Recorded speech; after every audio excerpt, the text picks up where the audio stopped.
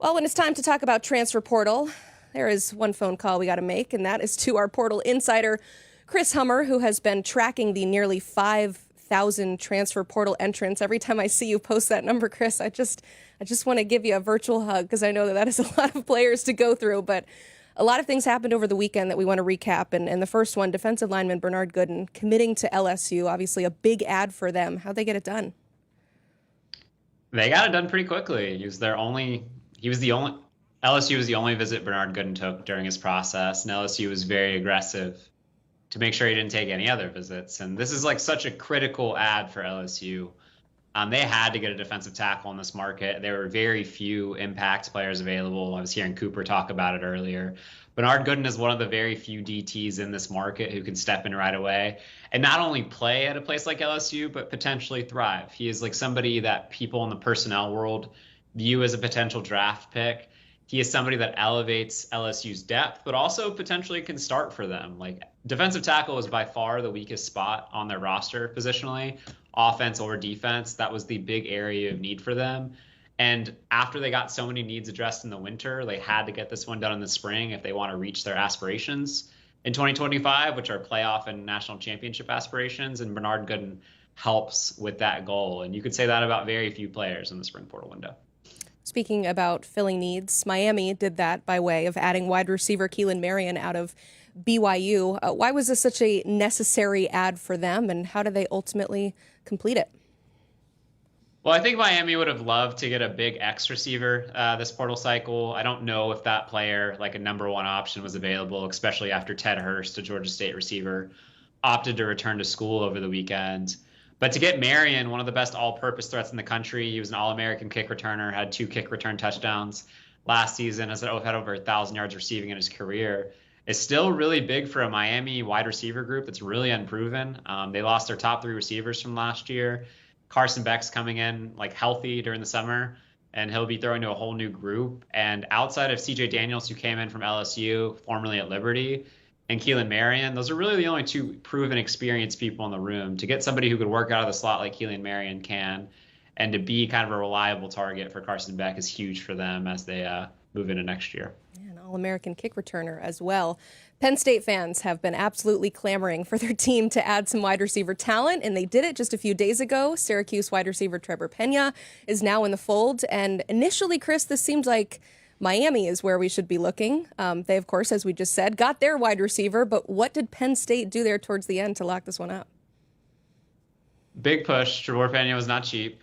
He was the best slot receiver in the market, probably the most productive receiver in the market this cycle. And obviously Penn State needed to upgrade. We watched them in the college football semifinals not have a single receiver make a catch. That entire room is basically gone. Like they had a big turnover at receiver. They brought in 2 transfers ahead of Trebor Pena from the portal, Devontae Ross from Troy, Kyron Hudson from USC. Trebor Pena joins that group, and now you have a whole new starting lineup for Drew Aller. And this is a year we've seen Penn State go all in a lot of ways, paying to get guys like Drew Aller, both their star running backs, to come back to school. Adding these receivers in the portal is just part of that puzzle piece. And Penn State, at least on paper, should have one of the best offenses in the country next year, largely because of the investments they've made in the portal at receiver and to get their guys to come back. All right. Speaking of coming back, and one more wide receiver to ask you about, Micah Hudson is returning to Texas Tech. He said in a statement, quote, "I am back to finish what I started." So what did the Red Raiders do to help their 5-star find his way back home? Wasn't gone for long, right? Like he basically took a long Christmas break is basically what it came down to. He left in December, back in April. This is an interesting situation. He was obviously at Texas A&M for a very short time. I think he attended one workout basically before he decided to step away from the program. And I think for Texas Tech and Micah Hudson, it was always meant to be in a way. They just had to kind of figure out a way to make it work and come back together and maybe cobble or to kind of repair some hurt feelings on both sides. I think Texas Tech has long been a place Micah Hudson's had a lot of trust in, and he was the highest rated recruit in Texas Tech history.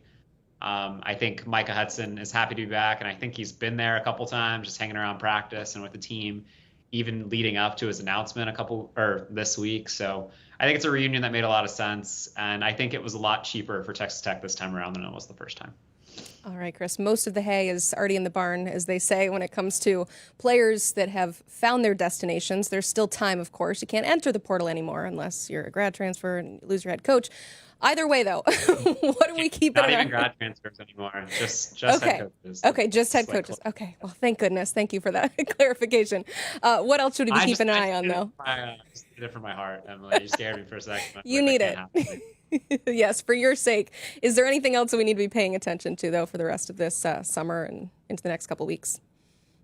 Yeah, I mean, there's still some big names on the board. Miami's going to be after a guy like AJ Halsey coming up from Houston. He's a 4-star transfer for us. I expect Miami to be in the mix for another DB here soon. We'll have some reporting on that in a bit at 247sports.com. Matt Zenitz and I have a VIP intel piece up right now about some of the top guys in the portal. Chamar Brown, the FCS Jerry Rice Award winner, who's the top freshman in the country, should be deciding later today. I'm seeing a Cal Miami battle for that one. There's several other top names still floating out there. So we're not quite done, but most of the hay is in the barn at this point, as they say. I love it. Chris Hummer, the more moves that are made, I'm sure you'll be all over it. We appreciate you, and you can check out more of his work at 247sports.com and cbssports.com. Chris, appreciate you. All right, let's move back here in studio and talk about some of the fits for these commits that happened over the weekend. Who stands out to you, Coop? I'm going to go with Keelan Marion, and this was a guy that really, really liked, and we've talked about on this show, but Chris talked about the versatility as a return man. You can play him out of the slot. You can play him on the outside. The more I watch him, the more I think, all right, there is a lot more juice left to squeeze out of Keelan Marion. And if you're Miami, you can't let Carson Beck go into the same situation that he was in last year with Georgia, where they didn't give him enough talent on the perimeter. And Miami's done a good job here in the winter portal with C.J. Daniels coming over from LSU. Now Keelan Marion they bring over in the spring. But it's still a little bit of a numbers game. I wouldn't be shocked if Miami goes out there, tries to find one more receiver, because the guys behind, Malachi Toney, JoJo Trader, Nye Carr, those guys are young, talented, but inexperienced, right? And you're going all in with a $4.5 million quarterback. You got to make it work. So I like the fact they've been aggressive. There's not a lot left out there for Miami at receiver. So going to be fascinated to see if they can pull in another one. But they need it. This guy had to have it. So kudos to them for getting it done. Yeah, Coop, and it's more of an experience deal. Because when you look at it production-wise, it's okay. But when you want experience, you want to make sure that those young, talented receivers that you do have that are in next year's crop can show up in game 5, 6, 7, 8, 9 and finish out the season. But to get to 5 and 6, you got to get through 1 through 4. And most of the time, young guys aren't ready for that moment. And sometimes that moment can get too big. But as a coach and as a personnel staff, you have to understand that. And going through spring, the beauty of going through spring and hitting this window is now I can say, you know what? I need a veteran, because my quarterback needs a reliable target that understands the college game, and we don't have any setbacks on our offense. And this is like a all-in type of year for Miami. And in some ways it should have been last year, right, with the number one pick in the draft in Cam Ward. But they have a guy that they feel really confident about in Carson Beck, who has shown that he can play a high level of college football. So you can't go into 2025 the way they went into 2024 with the DBs. This year it would be the receivers. So like I said, be interested if they add another one, but good job by them getting Keelan Marion. They had to come out with something, and he was one of the best players available. I know you really like this Trebor Pena move for Penn State. What is it about the fit? Oh, man, I love it. Just because you're getting a guy in a slot. You lost Tyler Warren to the NFL, and he was essentially your middle-of-the-field player. Right now they went through spring. Devontae Ross, when we checked him out, he was more of a gadget slot receiver, but more of an explosive slot guy. Not a guy that can get you 3rd and 6, big-time catch. But Pena comes in. He's shown you what he can do in the slot. Size, strength, plays bigger, strong hands, can pick up first downs. And when you have a quarterback that's NFL ready, you have a guy on the outside right now, Kyron Hudson. Big receiver that you can say, you know what, I'm going to throw the ball up to him in the red zone. You have a gadget, speed, take the top off of special team player in Ross. Now Pena comes in, and now it just completes your entire offense. I can run the ball at you, give you play-action pass. But we saw where Penn State came into trouble last year. When it was 3rd and 6, you could take away Tyler Warren. And you know where that tight end was going to be aligned. But now you have Pena that can play Z, slot, move around, and knows how to defeat zone and man coverage just from his time spent on task in Syracuse. Similar to last year, I wish they had one more guy. Bigger body X, a little bit more explosive, a little bit more dynamic. That being said, another team that I think did enough for Drew Aller. I love it. If you want to read more about some of these top prospects and also the ones that are still trying to find a home, head to 247sports.com for all the latest transfer portal news.